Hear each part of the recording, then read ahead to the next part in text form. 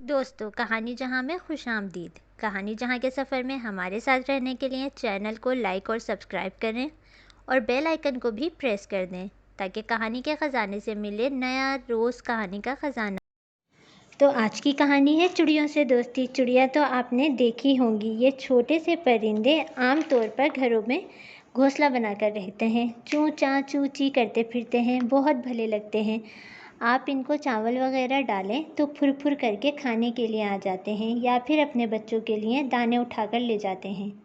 شاید کبھی آپ نے ان کو پکڑنے کی کوشش بھی کی ہوگی، معلوم نہیں آپ کامیاب ہوئے ہوں گے یا ناکام، لیکن چڑیوں کو پکڑنا بری بات ہے، ان سے تو دوستی کرنی چاہیے۔ آئیے آج ہم آپ کو چڑیوں سے دوستی کی ایک کہانی سناتے ہیں۔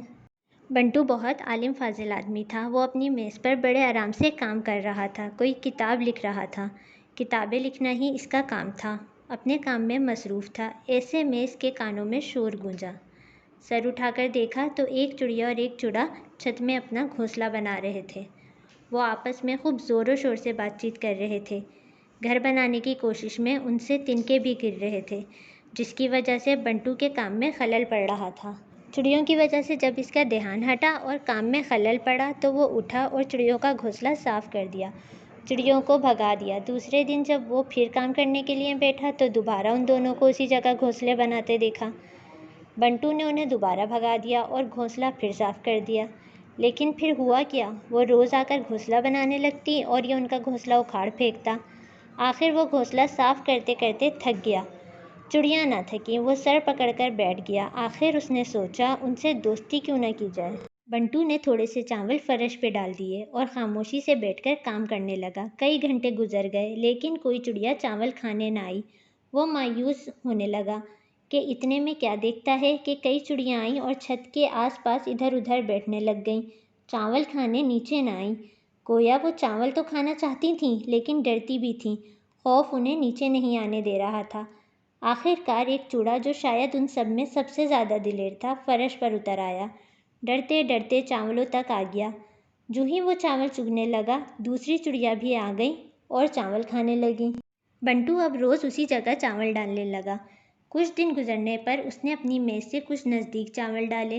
اب چڑیا پھر ڈریں لیکن آخر کار وہی چڑا آگے آیا۔ اب تک وہ اس کا نام رکھ چکا تھا اور اس نے اس کا نام راجو رکھا تھا۔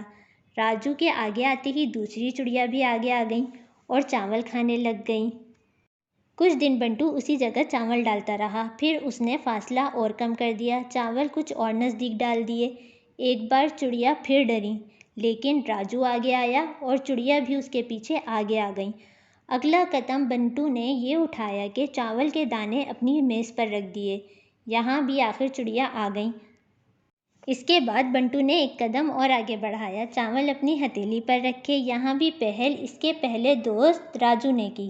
راجو کے ساتھ ایک اور چڑیا نے ہمت کی اور اس کی ہتھیلی سے چاول کھانے لگی۔ اس نے اس چڑیا کا نام رانی رکھ دیا۔ راجو اور رانی کے دیکھا دیکھی دوسری چڑیا بھی آنے لگیں اور پھر راجو اور رانی کے بعد ان کے اور بھی کئی دوست بن گئے۔ انہوں نے ان میں سے ایک چڑے کا نام چھوٹو اور دوسرے چڑے کا نام موٹو رکھ دیا۔ تو اس طرح بنٹو نے چڑیوں سے دوستی کر لی، چڑیا بھی اس کا خیال رکھنے لگ گئیں۔ اب وہ بلا وجہ شور نہیں مچاتی تھیں، نہ اسے تنگ کرتی تھیں اور نہ اس کی میز پر تنکے گراتی تھیں، بلکہ اب تو وہ اس کے ساتھ ہنسی مذاق کرتی تھیں۔